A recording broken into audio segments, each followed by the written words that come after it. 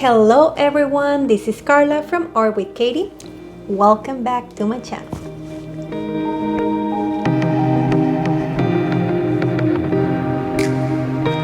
I am so very glad to be here with you today. For a minute there, I thought that this video will never be published. But here we are, ready for another month full of new challenges. July is one of my favorite months. Here at home, we immediately think of summer vacations, no school, which means lots of resting, relaxing, and enjoying. How I love the sound of each and every one of those. But July is extra special for me since it's my birth month, so happy birthday to me! If you want to make my birthday extra special, it is very easy for you to do so. Just show me some love by liking my videos, sharing it with your friends, making sure you are subscribed to my channel, and leaving me a comment. I love to read your thoughts on my videos and content. Here in this channel, I share with you everything I know about productivity, organization, bullet journaling, and of course, about art. Now, last year in July, I used steampunk as my theme. It is a retrofuturistic subgenre of science fiction that incorporates technology and aesthetic designs inspired in the 19th century industrial steam-powered machinery. Wow! I went a little bit out of my comfort zone and challenged myself to plan something that you will find interesting and appealing. So if you haven't seen that video, make sure to look at it when you have a chance. This year, I asked for your help deciding the theme of the month. In my Instagram account, I published a poll for you guys to tell me if you rather I use the GA or op art as my inspiration for this month. And you guys voted op art, so I guess the GA will have to wait for another month. Op art, short for optical art, is a style of visual art that uses optical illusions. Op art works are abstract, with many better-known pieces created in black and white. Typically, they give the viewer the impression of movement, hidden images, flashing and vibrating patterns, or swelling or wrapping. I did my best to create spreads that represent this art movement and that you found beautiful. I'll also would love for you to tag me if you ever reproduce them. I just want to let you know that I love the challenge you just gave me. As it has become a tradition in my channel, I followed yet another makeup tutorial. This time, you will be able to see this 60s iconic makeup tutorial by Jackie Wires. By the way, I published those short videos in my second Instagram account, where you can see how I do my best to deal with life. You can follow me there if you're looking for some laughs and smiles. Which also makes me wonder, during this time that I've been creating videos for you in YouTube, I've been experimenting with different kinds of content. I go from teaching you everything that I know about art movements to share with you my favorite themes through my bullet journal. I also show you my most used materials, my first impressions, and even some tutorials. So far, the video that you guys have seen the most is Mexican art and tiles. Plan would be November. What else would you like to see here in Art with Katie? Let me know in the comments below. Now that you know everything there is to know in this channel, let's get started. Bring your snacks, something to drink, your notebook materials, and let's do this thing. I'll see you at the end of the video. For this month, you challenged me to use op art as my inspiration theme. I thought that it was a perfect one, monochromatic, geometrical. It seems simple, elegant, and just something that will look great in my bullet journal. Little did I know this month's plan was going to be full of challenges. But before I let you know about the different challenges I faced, let me tell you about op art as an art movement. As I mentioned before, op art is short for optical art. In this movement, works are abstract, with many better pieces created mostly in black and white. The idea of this art style is to give the viewer the impression of movement, hidden images, flashing and vibrating patterns, or of swelling or wrapping. In terms of graphic and color effects, op art can be traced back to Neo-Impressionism, Cubism, Futurism, Constructivism, and Dada. It was even a subject in the Bauhaus, a German art school that combined crafts and the fine arts. Bauhaus style happens to be a favorite of mine, and is a theme that I already used to decorate my bullet journal. Make sure to check out that video when you have a chance. Time magazine coined the term op art in 1964 in response to Julian Stanchak's show Optical Paintings in the Martha Jackson Gallery, to mean a form of abstract art, specifically non-objective art that uses optical illusions. But works described as op art had been produced several years before Time's 1964 article. Op art also stems from trompe-l'oeil and anamorphosis.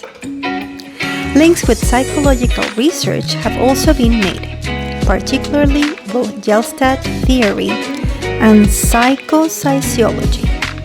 But op art perhaps more closely derives from the constructivist practices of the Bauhaus. When the school was forced to close in 1933, many of its instructors fled to the United States. There, the movement took root in Chicago and eventually the Black Mountain College in North Carolina. These German schools stress the relationship of form and function within a framework of analysis and rationality. Students learn to focus on the overall design or entire composition to present unified works.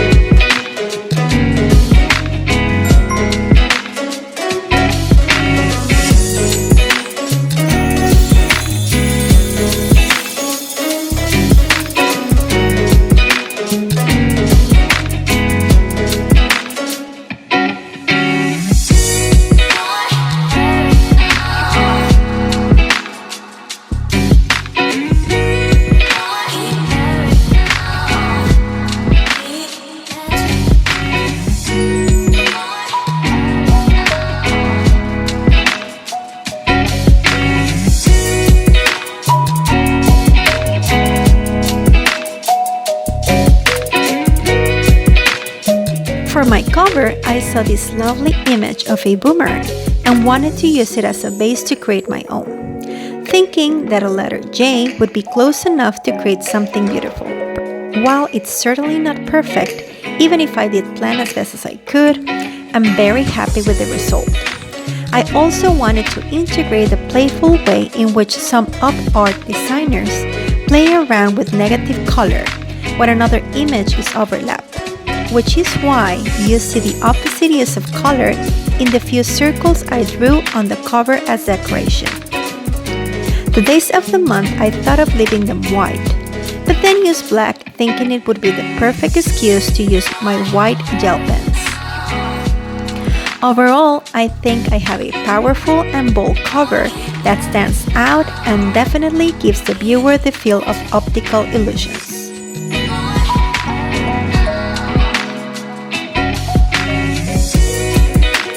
For the first spread, I kept true to my mission of only using black and white as my color palette.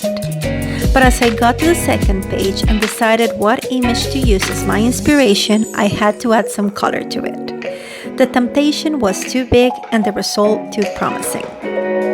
You see, the same happened in op art. At the beginning, in 1965, Bridget Riley began to produce color-based op art. However, other artists such as Julian Stanchak and Richard Anaskiewicz were always interested in making color the primary focus of their work. Often, work with color is dominated by the same concerns of figure ground movement. but they have the added element of contrasting colors that produce different effects on the eye. For instance, the juxtaposition of two highly contrasting colors may provoke a sense of depth in illusionistic three-dimensional space so that it appears as if the architectural shape is invading the viewer's space. There are three major classes of interaction of color: simultaneous contrast, successive contrast, and reverse contrast. Simultaneous contrast may take place when one area of color is surrounded by another area of a different color. In general, contrast enhances the difference in brightness and/or color between the interactive areas. In successive contrast, first one color is viewed and then the other. This may be achieved by either fixing the eye steadily on one color and then quickly replacing that color with another, or by shifting fixation from one color to the other. In reverse contrast, sometimes called the assimilation of color or the spreading effect, the lightness of white or the darkness of black may seem to spread into neighboring regions. Similarly, colors may appear to spread into or become assimilated into neighboring areas.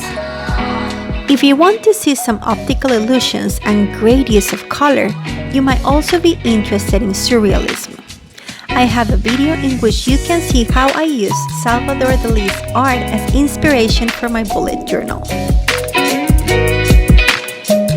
Even if contrast was the goal when color was used in op art, this is not why I chose to use color in my illustration in this spread. It is because it's based on the work of two great artists, Craig Redman and Carl Mayer, who collaborated to create these wonderful displays. Talking about collaboration, and now that we're in the challenge spread, let me tell you what I thought this video would never be published. I know I'm being a tad dramatic, but let me tell you the story. In a matter of days, technology started failing me left and right.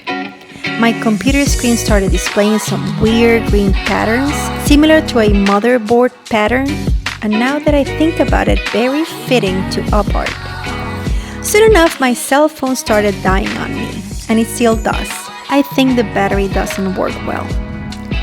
Also, my camera's memory keeps getting full, which is no news, and I already ordered a larger one that has more storage. But the drop that spilled all the milk was when I wanted to pass my newest footage from the memory card to my hard drive. It just didn't respond. It died on me or something. I can't explain to you everything I had in my hard drive. I've never been a fan of flash drives, hard drives, or any sort of external storage. And I have a pretty good amount of space in the cloud, at an additional cost, of course. But with all this video footage, video software, video editing, I just needed one. If I didn't, I would just pay hundreds of dollars in cloud storage. Would have my camera and computer maxed out in space, and basically I wouldn't be able to do these videos for you. But something happened to it. What? I don't know. A drop, the sun, the heat. We won't have the answer because she's not talking. Some of you can imagine the sadness and hopelessness I felt. Of course, it all happened during one of the busiest moments at work. I work at a school, so just when we're grading, wrapping up the school year, having graduations, and trying to figure it out what we're planning for next year with everything that is happening around the world. That's when technology decided to fail on me. Thankfully, I have a very skilled husband that saved the day. It took some time, some special software, a new hard drive, and lots of patience, but the files were restored, or mostly restored.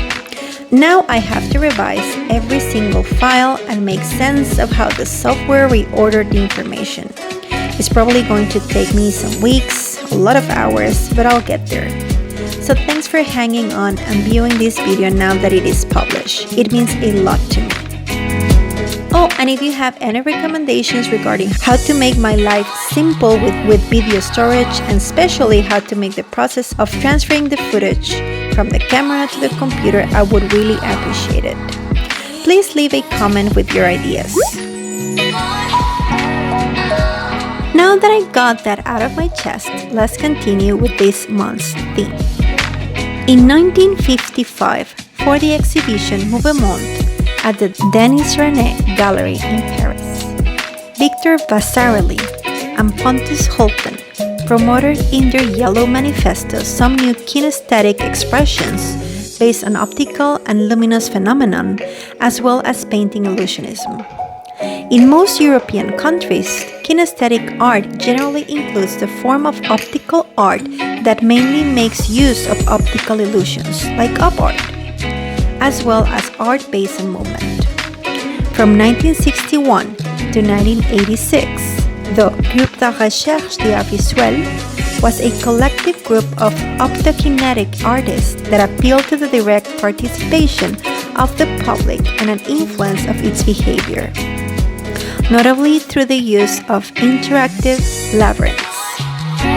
In 1965, an exhibition called Responsive Eye, created by William C. Seitz, was held at the Museum of Modern Art in New York City and toured to St. Louis, Seattle, Pasadena, and Baltimore.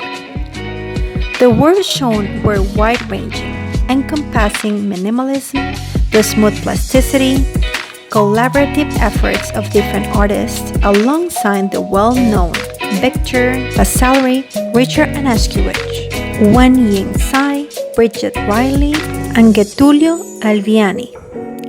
The exhibition focused on the perceptual aspects of art, which result both from the illusion of movement and the interaction of color relationships.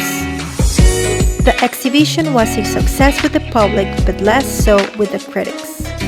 Critics dismayed op art as portraying nothing more than trompe-l'oeil, or tricks that fool the eye. Regardless, op art's public acceptance increased, and op art images were used in a number of commercial contexts. Another art movement that was highly commercial was pop art, and I can say that I disagree with the public. It challenged fine art to evolve by using popular images in culture. I just love it and use it as my inspiration for my bullet journal. It's a must-see video, so I'll leave you the link here so you can go check it out as soon as you can. Op art is a perceptual experience related to how visions function. It is a dynamic visual art that stems from a discordant figure-ground relationship that puts two planes in a tense and contradictory juxtaposition. Artists create op art in two primary ways. The first, best-known method is to create effects through pattern and line. Often, these paintings are black and white or shades of gray. Another reaction that occurs is that the lines create after images of certain colors due to how the retina receives and processes light.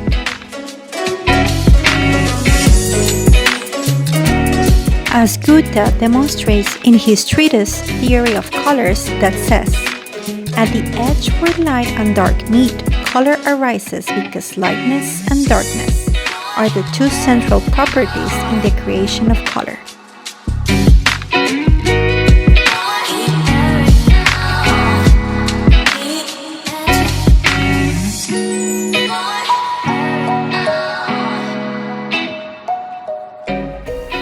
What do you think of this month's plan? I really enjoyed working on it. I believe that because the color palette was mostly black and white, it looks really elegant. However, there is a learning curve when it comes to creating those designs. They can seem simple, but it does require some planning and a lot of attention when you're making those designs so that they stand out. And I want to thank you again for creating this challenge for me. It was nice to remember some of the knowledge I acquired in geometry class way back when. If you enjoyed this video, please make sure to give me a thumbs up, share with your friends, and subscribe to my channel. Now let's see a final flip through of this month's plan. Here it is, guys, my full flip through of my July 2021 bullet journal setup. primary colors were black and white, even if I added some color to certain spreads. I honestly really enjoyed this month, and I love how it turned out. Let me know what you think of this op art theme in the comments below.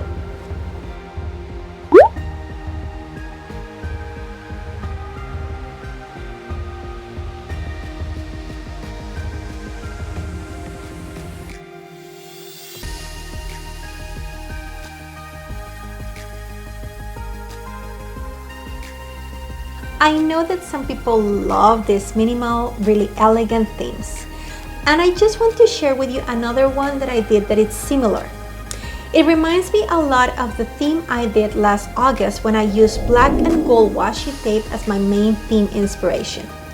Those are other clean, very geometrical spreads that I created with the use of some of my bullet journal essential supplies. Don't forget to check the video out. Alright, so this is it for this month's Op Art July, my Optical Illusions theme video. Thank you for appreciating it by giving it a thumbs up. Have a great day, an amazing week, a wonderful month. And keep creative, keep safe, and always be kind. And I'll see you soon. Bye. Please like and share my video. And don't forget to subscribe to my channel. See you next time!